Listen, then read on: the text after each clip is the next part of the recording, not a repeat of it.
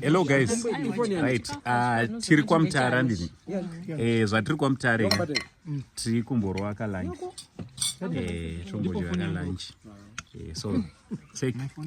Our content creators. Check. Right. Pana hapa ndina Maisara. Maisara. Baba Morese. Ndiribo. Morese so ndiri confusion nda kuti. Uri hapa mbota zibida. Kozo hapo ndichiwe boya. Ndichiwe. Maikuru.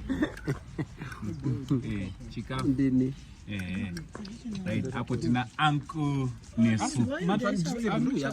Sakara. Right.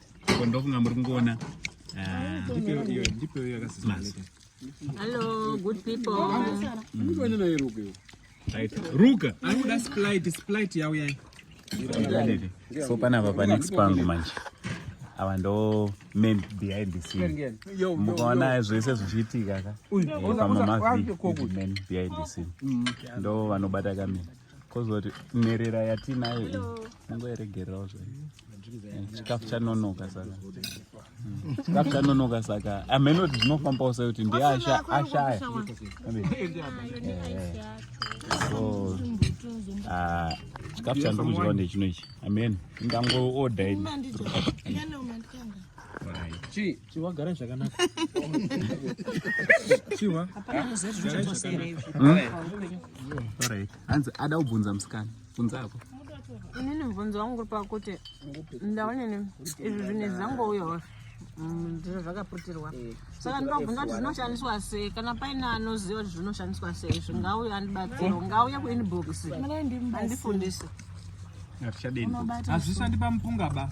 Asapi. Zvinoshandisa pamaniki kwete pamupunga.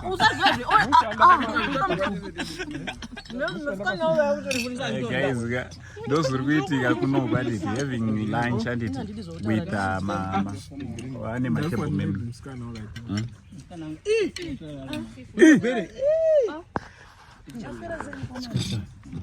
Admire. Can you please wave my camera?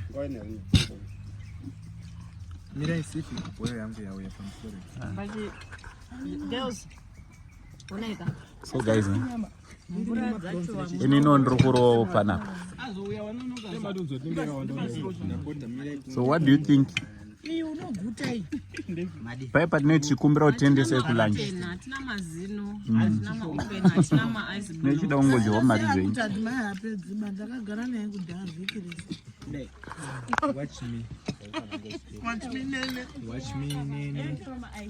Ma-ice nema-open. Bo. Angobadi utazozera veni. Kudai. Chef. Ndakubvunza kuti Karoni ndoguta here mukati. Andina mangu ma-exercise asara nchamaura. Ko ma-prawns aripo here ma-extra.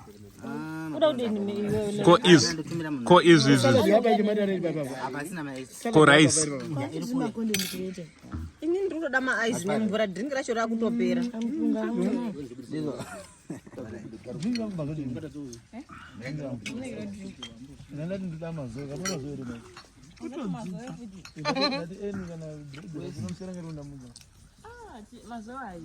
Poka ichi.